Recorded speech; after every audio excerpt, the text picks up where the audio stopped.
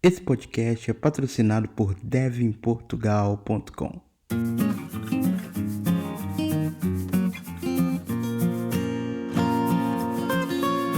Oi, eu sou o Filho da Nuvem e hoje eu estou aqui no primeiro episódio do podcast Dev em Portugal.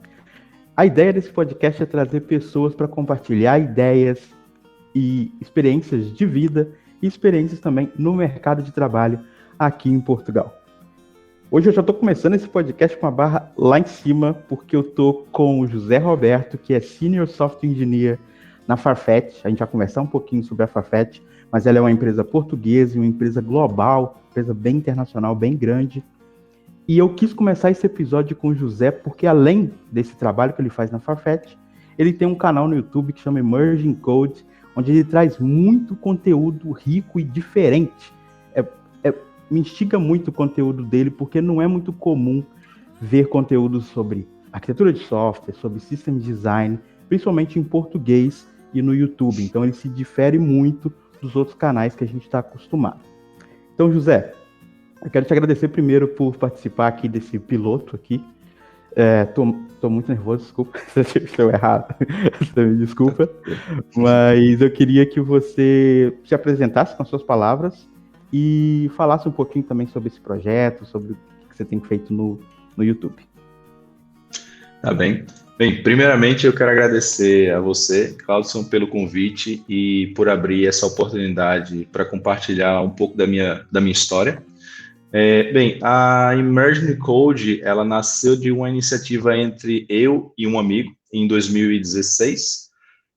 A gente já se conhecia desde 2014, meados de 2015, e na época, nós tínhamos entendido que muitos dos conteúdos que estavam sendo compartilhados na internet estavam seguindo um caminho muito de tech vendor, sabe? Do tipo, vamos usar Java, a Java agora é da Oracle, vamos usar C Sharp ou Azure porque isso é da nuvem. Então, assim,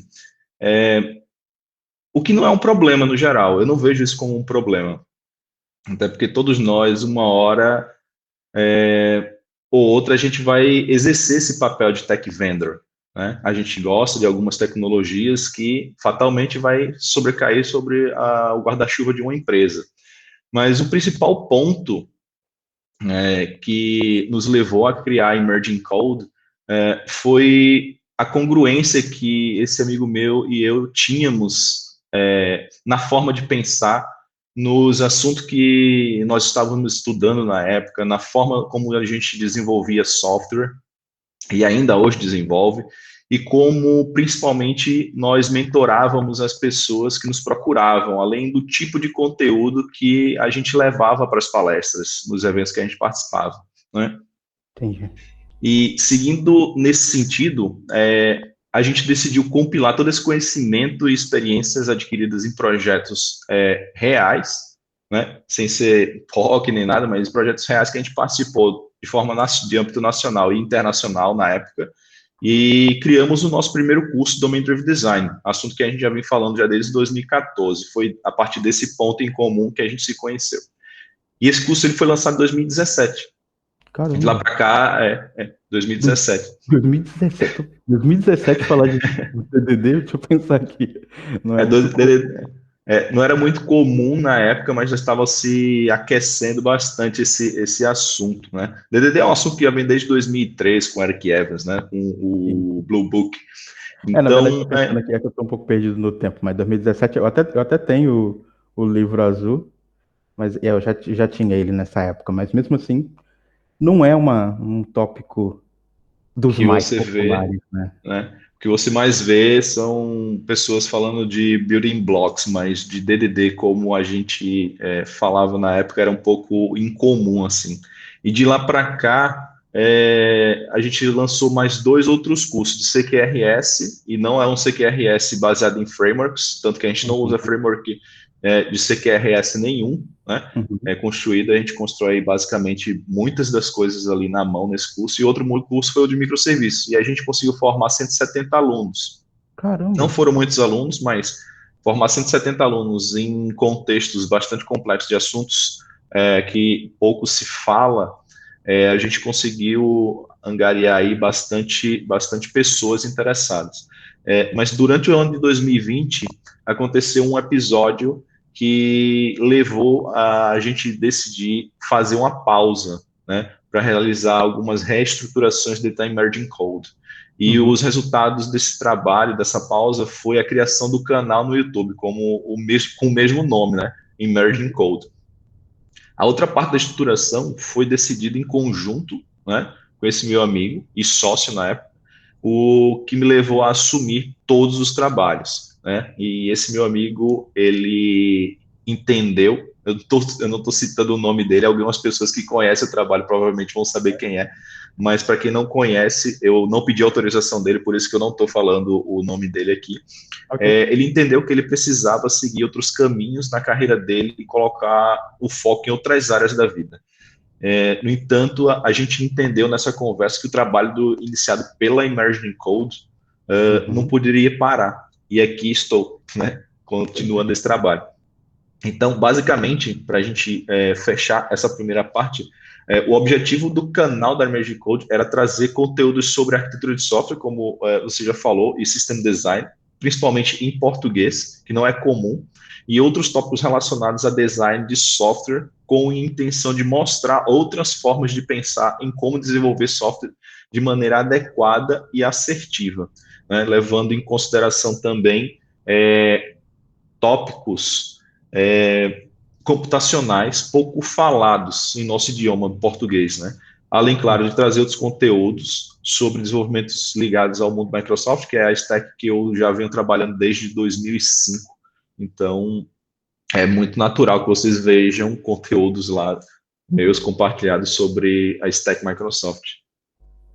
Legal, cara. Eu não sabia mesmo, não. Eu já descobri uma coisa, que você tinha um curso antes do canal no YouTube. Tipo, na verdade, eu não sabia que você tinha experiência com curso, experiência, como é que eu vou, de educação, né? Experiência Sim, ensinando as pessoas. Isso é bem legal mesmo.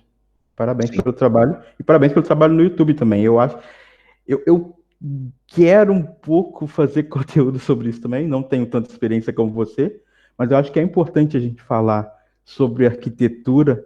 Eu não sei se você concorda comigo, mas pelo menos eu tenho 10, 11 anos de experiência e eu demorei muito para entender que arquitetura não é um assunto só para arquitetos, ou que a gente evolui na carreira e aí chega um momento que a gente pensa em arquitetura. A arquitetura deveria ser uma coisa que está em todos os níveis. Um júnior deveria. Obviamente, um júnior não vai conseguir fazer um desenho como um sênior ou como um arquiteto, mas a gente vê entrevistas de system design. Ano passado eu participei de uma, na verdade. Eu ia participar da segunda, mas enfim, não passei quando eu participei do processo do Facebook, que tem uma entrevista também. Mas essas entrevistas são muito boas porque você consegue dar um problema para uma pessoa e tanto um júnior quanto um sênior consegue resolver, mas você vê, dependendo do nível de maturidade da pessoa, você tem um nível de profundidade nessa solução. Então, é uma coisa que, parabéns mesmo pelo trabalho, eu acho que a gente deveria falar mais sobre isso e a galera deveria pensar um pouquinho, já começar a praticar, pensar mais numa coisa mais alto nível, em vez de pensar só no código, né? E faz parte, mas tem todo um universo fora disso. Mas então, fazendo uma nova pergunta, você, antes de vir para Portugal, você já tinha contato com essa área de arquitetura de software, né? Eu te pergunto isso porque hoje, como eu disse, você trabalha na Farfetch, que é uma empresa bem grande aqui de Portugal, né? É um unicórnio aqui de Portugal, uma empresa portuguesa. E eu imagino que enquanto você trabalha, acho que você trabalha lá desde que você veio para Portugal, há 3 anos atrás, se eu não estou errado. E aí eu ia te perguntar se o que que você tem, provavelmente você tem aprendido várias coisas de arquitetura de software lá, mas o que que você tem aprendido além disso nesse trabalho lá na Farfetch? bem, antes mesmo de morar e vir trabalhar aqui em Portugal, eu já trabalhava como consultor e arquiteto de software no Brasil. Mas antes de adquirir essa experiência, já passei por muitos projetos, né? Isso me ajudou a criar alguns calos e algumas cicatrizes, né? Que as pessoas que têm experiência em campo de batalha, normalmente elas vão ter algumas cicatrizes, e aquilo ali vai ensinar elas ao que elas devem ou não fazer. Então, essas dificuldades, erros e muito estudo foi o que me levou a chegar onde estou. E sim, eu considero um arquiteto, né, que você estava falando agora, Claudio, eu considero um arquiteto como um desenvolvedor sênior, né, que já tem uma larga experiência de como desenvolver software, como entregar software, com bastante conhecimento sobre desenvolvimento de software, né, mas que consegue proporcionar a união entre estratégia de negócio da empresa e tecnologia. Se, para mim, essa junção, essa habilidade que o papel de arquiteto pede e exige, ela é muito importante, porque você não consegue arquitetar uma casa se você não conseguir juntar a vontade do comprador com os recursos da engenharia civil. Né? Se você só conhece recursos da engenharia civil como material e não sabe transformar o material num sonho, para mim, aquilo ali não vai funcionar. Então, é a mesma analogia que eu faço com a questão do arquiteto ou do engenheiro de software. Né? Isso, essa junção também, ela facilita a inovação e a transformação digital das companhias. E trabalhar na Farfetch me levou para um outro nível de como pensar arquitetura, me dando a oportunidade de trabalhar esses meus skills, essas minhas habilidades. Né? Esse crescimento foi possível porque no meu dia a dia eu preciso conversar com muitas e muitas pessoas diferentes, com necessidades, conhecimentos, experiências diferentes, né? E profissionais com boas experiências, inclusive, que são profissionais muito bons, e isso te pede e te exige que a tua barra suba um pouco, porque não, eu estou no cargo de Senior Software Engineer, e essa posição dentro de uma big company, ela por si só já te traz algumas exigências, né? Então, quando você vai debater, vai entrar em reunião, vai conversar com as pessoas, é natural e é comum que as pessoas esperem de você uma barra de conhecimento, uma barra de visão, de interação, né, tanto de hard quanto de soft skill, mais acima daquilo que elas estão habituadas. Então, mexer em projeto ou código dentro de uma empresa do tamanho da Farfetch não é mais possível não é mais possível mexer num código, num projeto sem pensar em como aquela feature, aquela funcionalidade vai impactar no ecossistema da empresa. Ou em outro time, por exemplo, que pode estar simplesmente do seu lado, sabe? Pode estar na mesa do lado, são times diferentes, com roadmaps diferentes, mas aquele código, aquela linha que você alterou, ela simplesmente pode impactar positiva ou negativamente, né, um time que está do seu lado. E tem outro ponto, né? O impacto negativo não é só simplesmente derrubar o projeto do colega da mesa do lado, é impactar diretamente nas vendas da empresa, na conversão de usuários, na conversão financeira. Então, é muito difícil simplesmente hoje eu dizer assim, vamos usar um design pattern para resolver esse problema. Tá, mas o quanto de performance eu vou conseguir extrair dali? Eu simplesmente quero deixar um código bonito, bem estruturado, quero deixar um código performático. É impossível hoje você ter um código essencialmente performático e ter ele bonito. Eu não acredito nessa visão. O código bonito, ele te dá uma estrutura de legibilidade, manutenabilidade, evolução, mas talvez aquela estrutura que você usou não seja uma estrutura tão bem performática. Né? Você pode ver os códigos desenvolvidos nos core, né, das estruturas de sistemas operacionais, banco de dados, enfim. são códigos que você olha e fala, meu Deus, o que é isso? Porque Pois assim, é. né, o time está acostumado com aquele tipo de mindset.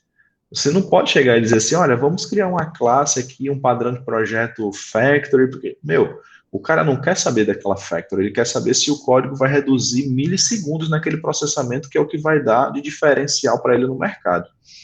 Então, é esse tipo de preocupação que eu normalmente tenho no dia a dia, né? Isso é bem legal, acho bem legal isso. Acho que à medida que o tempo vai passando, né, a gente vai percebendo que não é sobre qual pattern eu vou escolher, ou quando eu vou aplicar um pattern, ou quando eu vou escolher um tipo de código, enfim. Eu acho que é quando não escolher também, tipo, quando eu vou deixar, eu não posso usar isso por esses motivos, igual você está dizendo. Porque acho que a gente passa, tem até umas tirinhas que dizem que o Júnior faz um Hello World simples, o Pleno faz um Hello World todo desacoplado, e um senior volta a fazer o Hello World de uma linha, porque a gente entende que tem um custo e por que que eu estou fazendo isso tão do jeito que, na minha opinião, né, na época é bonito, etc. Então, é realmente bem importante isso. E para a galera que está ouvindo, né, você está na Fafete há 3 anos, eu imagino que trabalhar lá, como você está dizendo, deve ser um desafio incrível, um grande aprendizado, né, para a carreira, e provavelmente muita gente que está ouvindo pode ter curiosidade para ir no site, deve ser dessas empresas que sempre tem vagas. Você consegue dizer alguma coisa sobre linguagem, alguma ferramenta, algum tipo de tecnologia que você usa no trabalho, até para as pessoas se identificarem, de repente aplicar para vagas? Sim, realmente na Farfetch existem muitas vagas, né, para quem deseja trabalhar lá na Farfetch. E é difícil falar de todas as tecnologias que são usadas no dia a dia da empresa, por duas questões bem simples. Uma é o tamanho da empresa, né?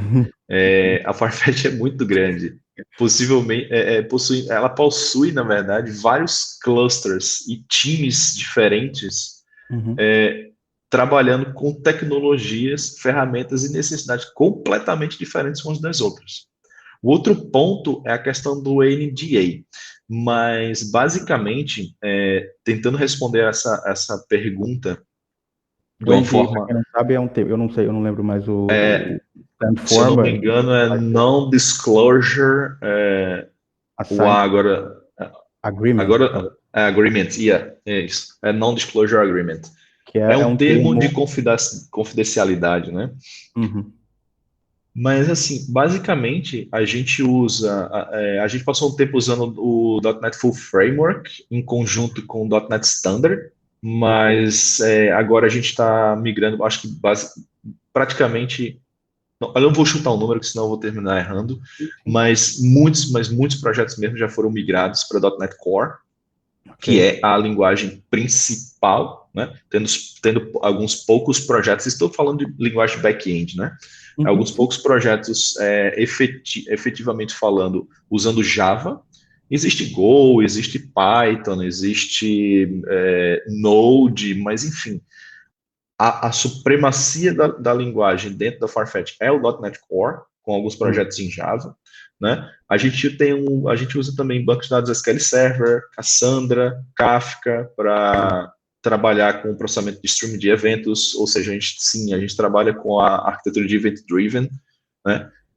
A gente não trabalha com mensageria, então, por favor, não diga que Farfetch trabalha com mensageria, que não existe. São conceitos diferentes de mensageria e event driven. Uhum. E a gente também usa o Jenkins para realizar a pipeline de build. Legal, legal, bem legal. Imagino que tenha muitos, muitos desafios mesmo. Só eu tô trabalhando também com. Agora que eu tô trabalhando com Kafka mais a fundo, assim, e é um jeito bem diferente de resolver os problemas mesmo. Pensar dessa forma. Isso porque eu estou falando só do back office, né? A parte de front office, já tem muitas outras coisas que eu não vou nem me arriscar a falar, e do time de mobile, principalmente que eles são divididos em times de Android e iOS. Então, Uhum. assim, a tecnologia na Farfetch tem muitas, muitas, muitas mesmo. Às vezes a galera não tem ideia, né, de como eu estou trabalhando numa empresa também que é a primeira empresa que eu estou trabalhando, eu não sei a Farfetch, você não precisa dizer, mas que usa mais microserviços bem bem forte. Então, a empresa que eu estou trabalhando, os times são realmente bem autônomos. Eu estou lá há 6 meses e eu não faço a menor ideia de como que é o código, a linguagem, a ferramenta, a parte do sistema que cuida do back-office, que cuida do MyAdmin, um administrador do usuário, ou como ele se registra. Eu não sei em que linguagem isso está feito, então eu tenho acesso a isso, mas é realmente bem desacoplado a ponto de eu só cuido ali do meu domínio, ali do meu contexto e disparo os eventos e os outros times consomem, enfim, é bem legal. Mas eu queria entrar agora um pouco na parte de Portugal. Queria que você falasse um pouquinho da sua experiência aqui em Portugal. E para começar com um clássico, quero que você tente lembrar um pouquinho como é que foi isso de vir para Portugal? Por que Portugal? Quando Portugal apareceu na sua vida? O que aconteceu? Como é que foi isso aí? Bem, algumas pessoas no Brasil não acreditavam quando eu dizia que, tipo, eu gostava de morar no Brasil. E ao mesmo tempo eu dizia que queria morar fora. E as pessoas perguntavam por que dessa dualidade de sentimentos. Uhum, Eu acho o Brasil um país fantástico, uhum, ponto. ponto. Dadas todas as outras problemáticas que a gente já sabe. Uhum, Mas o ponto que minha esposa e eu conversávamos na época é que ela não era a favor de sair do Brasil e eu uhum, queria muito ter a experiência de sair do Brasil. Mas qual uhum, era a experiência? Era porque eu não gostava mais das coisas no Brasil? Não, pelo contrário. Eu continuava gostando, continuo gostando, mas eu queria ter a experiência de morar fora para primeiro, melhorar alguns skills na minha carreira, na minha profissão, no meu eu uhum, pessoal, no meu eu profissional, melhorar o meu inglês, uhum, melhorar a minha forma de trabalhar, a minha forma de pensar um pouco diferente do formato Brasil, de tocar uhum. projeto, e, e ter essa experiência mesmo, de conhecer culturas, de conhecer pessoas, de trocar essa experiência e tentar evoluir um pouco como pessoa. E Portugal não era a primeira opção. E ela nunca foi nenhuma das opções, na verdade. Olha, Eu simplesmente. eu acho É. que existe um padrão bem grande em dizer que Portugal não era opção. Portugueses que estiverem ouvindo isso, não fiquem tristes, mas, mas, enfim, pode continuar, não era opção. Mas vai vir coisa boa aí. Mas o que que aconteceu? Ir para os Estados Unidos era uma das opções, mas nem eu nem minha esposa a gente tinha a intenção de morar lá por outros fatores muito pessoais e Uhum, únicos nossos. Então ok. sobravam Inglaterra e Canadá. Para a Inglaterra era um pouco difícil porque a gente não sabia como que era o trâmite. O Canadá a gente já conhecia muita gente lá, mas para ir para o Canadá a gente tinha que juntar uma grana muito alta. Uhum. Então, juntar grana muito alta no Brasil são duas conversas que às vezes não se juntam. Isso em 2017, não é? Isso em 2017, exato. E aí eu tenho um amigo que hoje ele mora em Lisboa, mas ele veio para cá primeiro que eu, e ele começou a me tentar, dizendo, olha, Portugal é legal, tem segurança, você conseguia facilmente emprego aqui, o pessoal está precisando de gente boa, não que os portugueses não sejam bons, mas tem muita oportunidade e as empresas não estão conseguindo pessoas para alocar dentro dessas oportunidades. Uhum. E eles estão procurando muita gente de fora, né? Brasileiro, inglês, norte-americano, alemão, enfim, qualquer pessoa que tivesse as habilidades que eles estavam procurando poderia facilmente entrar em Portugal para trabalhar e viver. E eu passei um ano tentando convencer a minha esposa para vir para cá, né? Eu disse, olha, ir para o Canadá é difícil, né? Apesar de que eu gostaria de ter essa oportunidade para lá, mas hoje, morando aqui, ainda se tornou um pouco mais difícil ainda. Então, Uhum. e aí ela disse, olha, vamos tentar. Ela também estava sem emprego no Brasil, ela tentou uma oportunidade de trabalho, ela falou assim, olha, se furar essa oportunidade agora, você manda o currículo, a gente vai ver o que dá. E aí eu mandei. Eu passei por 5 entrevistas na Farfetch. Peraí. Caramba, assim que dizer, mas peraí. Então quando vocês decidiram que era Portugal, você foi atrás das vagas, você viu a posição na Farfetch e você aplicou. Sim, esse amigo meu, ele trabalhava na Farfetch, ele me indicou alguns links, Ok. né? Ele só fez o internal, como é que eles chamam? Referral. Reference. O referral, internal referral. E aí ele falou, olha, tem essas vagas, eu gerei elas internamente com a minha referência, e escolhe ela e submete. Eu disse, tá bom. Escolhi, submeti, eles entraram em contato comigo, e eu passei pelo processo. O primeiro processo foi responder, se não me Aham. engano, 5 perguntas no Hacker Rank. Oh. O terror dos desenvolvedores. Hacker Rank.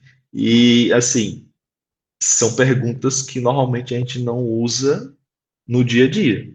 Como é que você resolve um algoritmo XPTO? Como é que Uhum. você faz uma Ah, busca XYZ?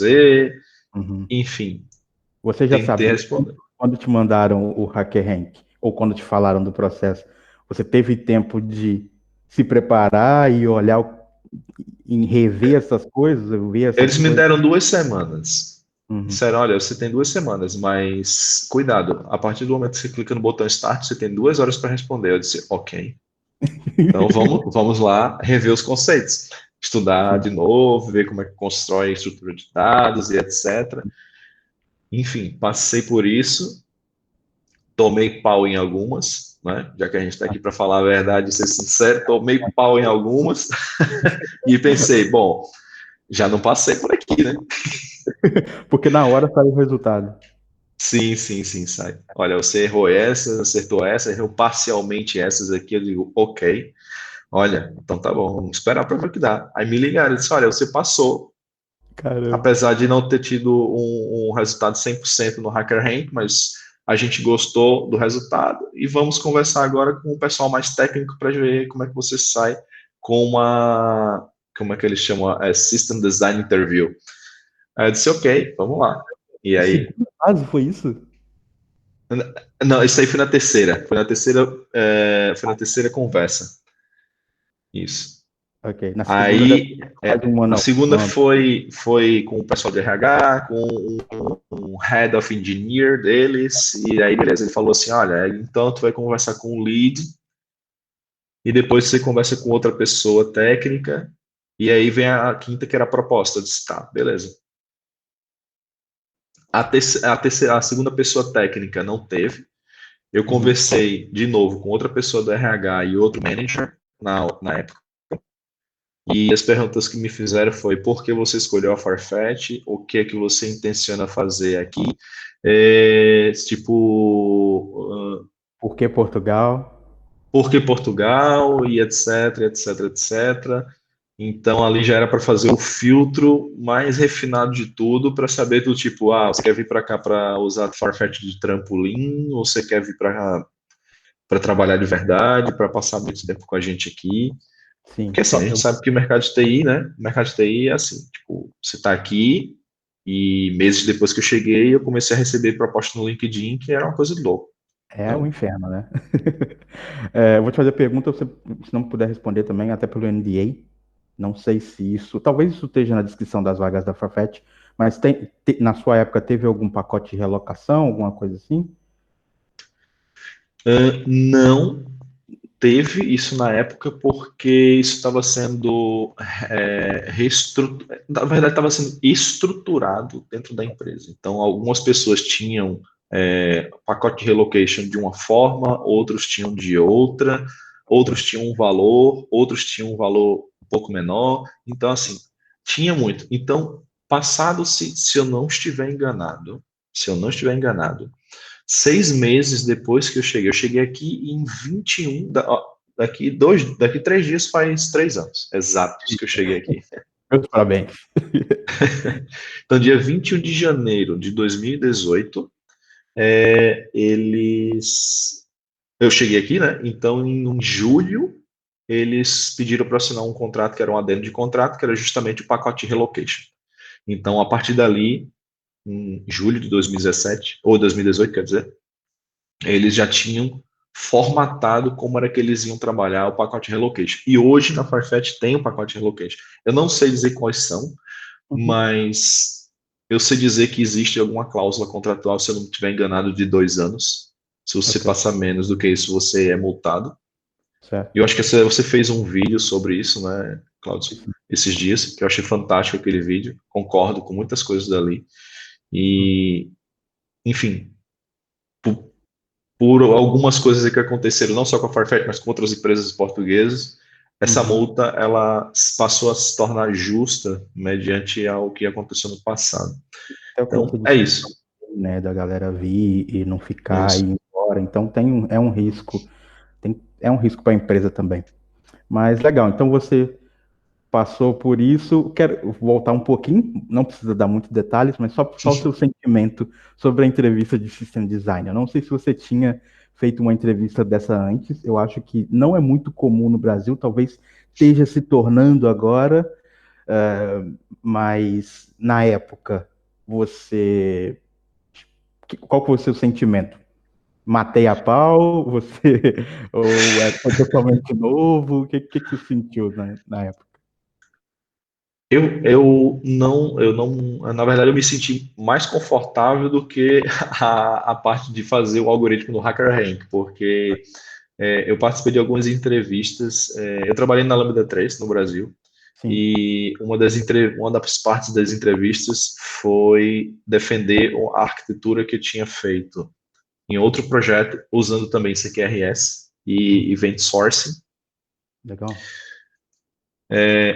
E a pergunta foi por que eu tinha escolhido aquela arquitetura e se eu podia fazer o desenho da arquitetura que eu tinha feito e explicar cada um dos pedaços dos componentes e o que eles estavam resolvendo. Então, para mim é natural fazer esse tipo de entrevista. Uhum. Talvez, se um dia eu aplicar para alguma big player do tipo Netflix ou Facebook, deve ter alguma pegadinha ali que fatalmente eu posso também derrapar, mas até agora eu tive a felicidade de conseguir passar por essas fases de entrevista de System Design Interview de uma forma, não vou dizer exemplar, mas de uma forma que eu acho que atingiu ao objetivo de quem estava me entrevistando. Boa, boa. Só para eu dar. A gente já falou disso, eu falei um pouquinho antes, agora o Roberto também falou, mas só para quem está ouvindo e não entende, esse tipo de entrevista, eu falei antes, mas é basicamente você tem que resolver um problema, te dão um problema, e você tem que fazer um desenho de como o software seria em termos de arquitetura. Então, vai ter alguma base de dados? Qual base de dados você usaria? Por que você usaria? Vai ter algum sistema de cache? O Roberto pode me corrigir, obviamente, mas é nesse nível. Então, você tem que discutir um pouco, num nível um pouco acima, sobre cada caixinha, que é essa ligação que define o software.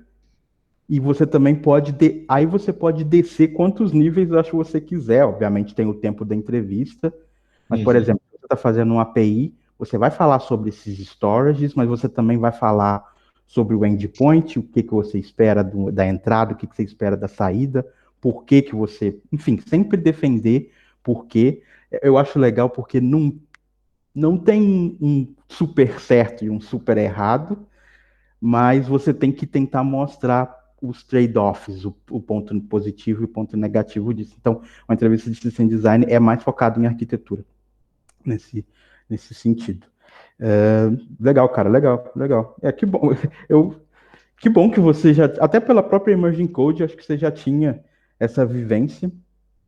Eu não acho que seja algo comum, e eu tenho certeza, na verdade, que se você fizesse de uma big company, tipo essas FANG, você ia matar de letra, porque eu não sei se você já foi atrás, tem uns Não. canais, cara, de indianos, assim, os caras, eu não sei por que eles são tão fissurados nesse assunto, mas eles, se você resolveu já vários problemas, já passou por várias entrevistas, para essas empresas grandes, eu acho que não existe nada muito diferente, eu acho que a dificuldade é a mesma. Enfim, então você passou por essas etapas, é, passou na entrevista, passou, enfim, foi aprovado, e aí foi o momento de dizer para sua esposa, então, sua Vamos companheira, lá. vamos lá. Resumir 5 anos que a gente na época estava casado já. Na verdade, a gente morava junto, a gente está junto já há 11 anos. E a Caramba. gente a gente estava morando em São Paulo há 3 anos Uhum. e estava junto já há 5, né? Você é de Ao onde? todo. Você é de onde? Eu sou do natural do Recife, Ah, Pernambuco, que legal, cara. mas já rodei o Brasil por algumas cidades: Recife, Curitiba, São Luís do Maranhão, Brasília, São Caramba. Paulo. Morou nesses lugares todos? Já. E agora eu Cara, tô aqui. então você gosta de se mudar. Você gosta de Já. mudar. Vou fazer uma pergunta também, é bem delicado, você não precisa dar muitos detalhes, mas na verdade são dois pontos. Um deles é que você disse que, basicamente, você teve que convencer a sua esposa. E tem um assunto que eu não falei no canal ainda, talvez eu traga em algum momento, que é, eu acredito muito que vir casado, vir com uma companhia, é mais forte, digamos assim, do que vir sozinho, porque eu acho que o primeiro ano é muito difícil para todo mundo, e quando você tem alguém para se apoiar, para discutir, para celebrar também, as coisas se tornam mais fáceis. Mas como você disse que a sua esposa, você teve que convencer ela, qual que é o sentimento hoje? Foi difícil? Você acha que foi mais difícil para ela? Ou você acha, às vezes acontece dela se surpreender e gostar até mais de você do que você do país. Então, não sei se você consegue responder por ela. Infelizmente, eu não tenho a presença dela aqui hoje. Mas o que você pode dizer sobre isso? Ela, Assim, assim, no início ela veio com um prazo de validade, do tipo, olha, ok, vamos lá, eu não quero ir para voltar no que vem também, porque eu não vou largar tudo daqui para uma aventura de um ano. Então, vamos passar no máximo 5 anos e ver como é que as coisas acontecem. caramba, cinco, eu chutaria uns dois ou três, uns cinco. Caramba, É porque tem cinco. a questão do visto. Tem a questão do visto, não, tem a questão da cidadania, Sim, né? Ela está passando por um processo de para cidadania tirar a italiana. cidadania dela italiana Italiana. e a minha árvore genealógica toda é portuguesa, mas como algumas das branches se perderam, né, Uhum. e eu não consigo juntar mais isso, a É gente tipo, entendeu que, tipo, olha, então beleza, vamos ficar lá durante 5 anos e ver o que que a gente extrai desse tempo. Se vale uhum. a pena a gente continuar, se vale a pena a gente entrar com um processo de cidadania, para eu, pelo menos, ter a cidadania, Sim. e ficar mais algum tempo, ou se, não sei. Então, as coisas estão acontecendo, como eles dizem aqui, como tem que acontecer. Do tipo, recentemente eu comprei um apartamento aqui, então subentende-se que eu vou Legal. passar mais tempo aqui em Portugal, Uhum. mas tipo, é um investimento.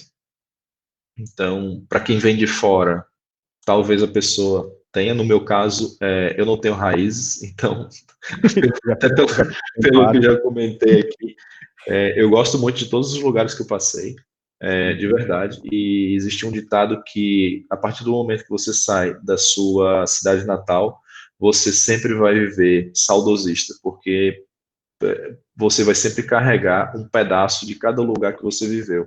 E você vai sentir falta de cada um dos lugares que você viveu. Então, é Eu, isso. É a ia- minha.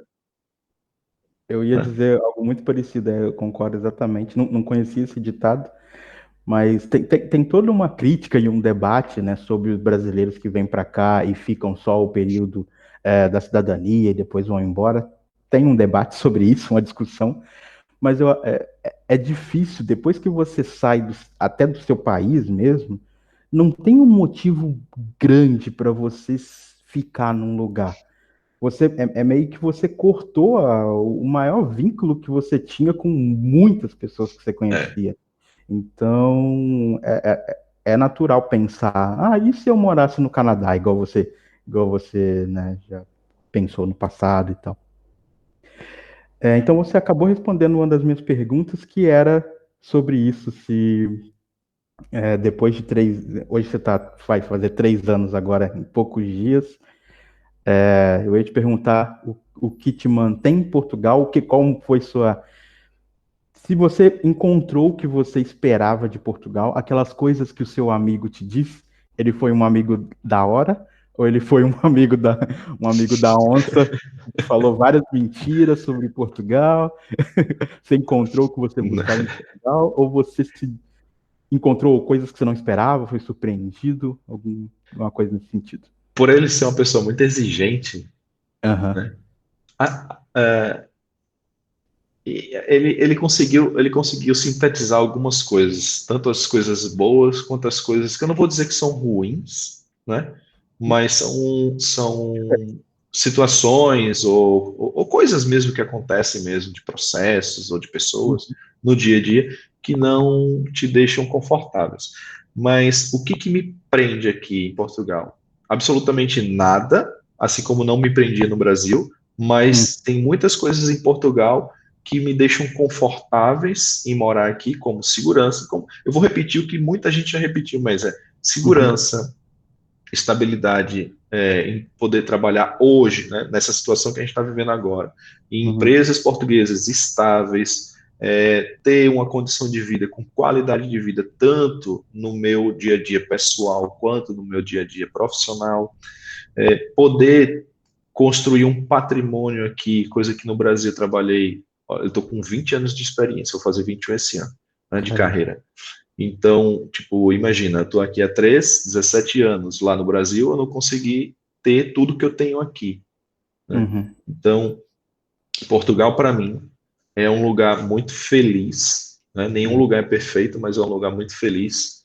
E eu digo isso não da boca para fora, mas mesmo, como eu falei, mesmo tendo alguns problemas, em alguns deles são os mesmos problemas que o próprio povo português passa, Uhum.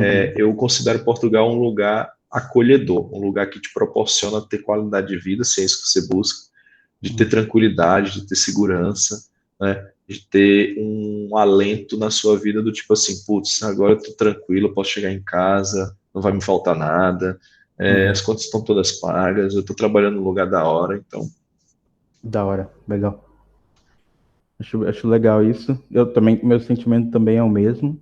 Acho que como em todo lugar, né, no Brasil também, tem pessoas que passam por experiências boas, tem pessoas que passam por experiências ruins, tem empresas muito da hora aqui em Portugal, tem empresas que não tratam o funcionário como a gente gostaria. Então, é legal trazer uma pessoa diferente aqui, porque às vezes eu fico falando no canal, porque as minhas experiências foram boas até agora, foram todas boas.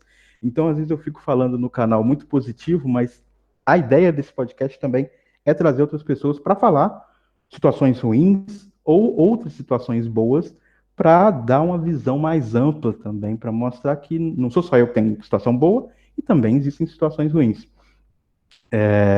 Eu vou fazer uma última pergunta que eu anotei lá de trás. Mas, é meio no improviso essa, mas é mais simples.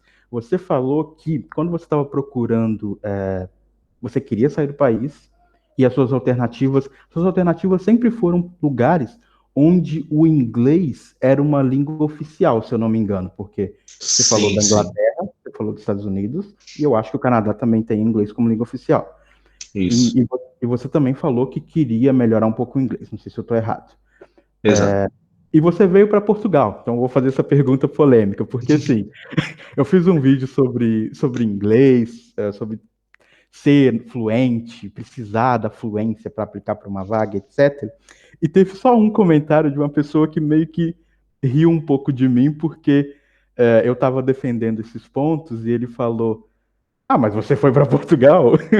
Por que que você está falando de inglês? Aí é fácil falar de inglês. Então, a minha pergunta para você é se você encontrou isso, se você tem conseguiu ter mais essa experiência do inglês, mesmo aqui em Portugal. É isso. E se você acha que é possível, quero que nas suas palavras, se você, enfim, se você sentiu que você melhorou, se é um ambiente diferente, se não é, se você ainda pensa em qualquer coisa nesse sentido. Tá. Eu vou começar a frase com um depende. Para ser bem Olha, polêmico, depende. chegamos no final e não teve nenhum depende já. Então, o que é que acontece? Por exemplo, eu fui passar umas férias no Algarve.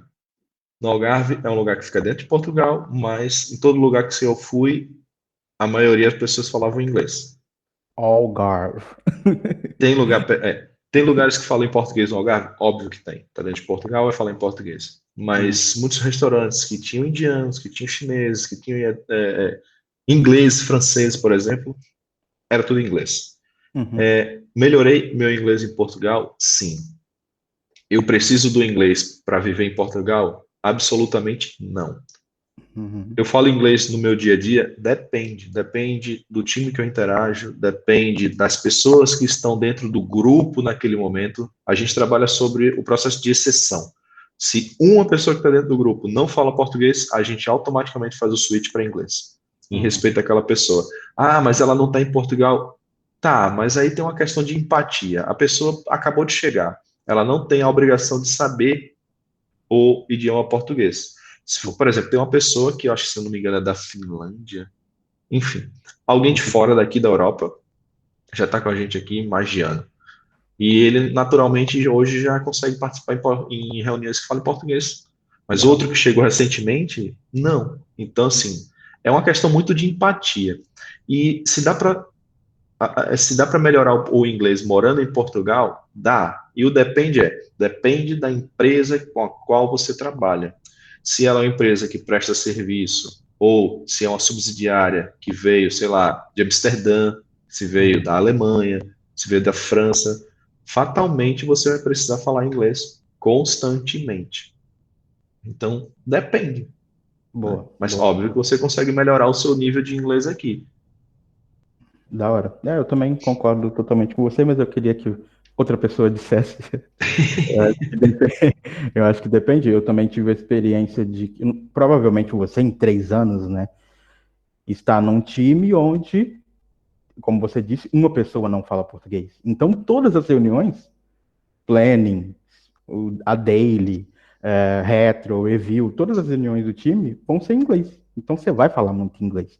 Agora, se é um time que todo mundo fala português, brasileiro, português, pessoas que falam português, aí você não precisa, mas principalmente nessa. Aqui tem muita empresa internacional, porque Portugal é um país muito pequeno, então, como a gente pode imaginar, muitas empresas são de fora. Então, em algum Uhum. momento, em algum nível, você vai ter contato com outros países. E tem essas empresas que são globais mesmo. A ideia é contratar gente do mundo todo. Então, obrigado pela resposta. É exatamente isso que eu tento dizer. Tá vendo? Quem tá ouvindo, eu não minto. Brincadeira. Claro que todo mundo tem uma verdade diferente. Sim. Mas, enfim. José, muito obrigado de verdade por participar aqui do primeiro episódio. Foi muito rico. Estou muito feliz de ter você aqui. Se eu não disse isso ainda, eu estou deixando o link para todos os canais, todas as referências, tudo, como encontrar o José nas redes sociais, na descrição aqui desse episódio. E, José, eu vou deixar agora um momento aberto para você, se você também quiser dizer de novo onde te encontrar ou dar alguma palavra final, o espaço está todo aberto para você. Tá bem? Mais uma vez, obrigado, Claudson, por abrir essa oportunidade desse trabalho que você está fazendo, que eu acho muito importante, né? Eu também entrevisto pessoas lá no canal da Emerging Code para trazer não só experiências, mas é um pouco diferente, trazer a realidade do dia a dia de profissionais que trabalham na área de TI, né? Esse ano vai ter muitas outras, mas enfim.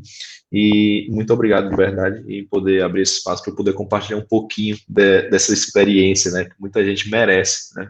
Assim, saber de várias pessoas, de várias fontes, para elas mesmas construírem a tomada de decisão delas sabendo os riscos, sabendo tudo aquilo que elas decidiram comprar, né? Mas enfim, pessoal, vocês podem me acompanhar no Twitter, no LinkedIn, no Facebook, no Instagram.